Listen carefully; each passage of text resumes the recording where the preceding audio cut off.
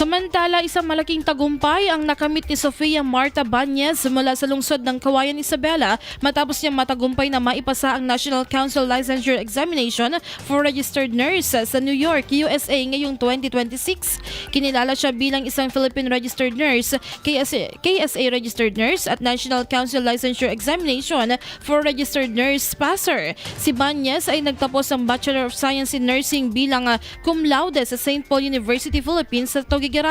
Bago tuluyang makamit ang kanyang pangarap sa New York, una rin niyang naipasa ang Philippine Nurse Licensure Examination noong May 2025 at ang licensure exam sa Kingdom of Saudi Arabia noong November 2025. Sa kanyang mensahe, binahagi niya ang kahalagahan ng pananampalataya, tiyaga at patuloy na pagsisikap sa pag-abot ng pangarap. Ayon sa kanya, ang mga pagsubok ay dapat magsilbing lakas upang magpatuloy at hindi sumuko sa buhay. Itinuturing si Bañez bilang inspirasyon ng mga kabataang Pilipino, lalo na sa mga nangangarap maging professional nurse sa loob at labas ng bansa.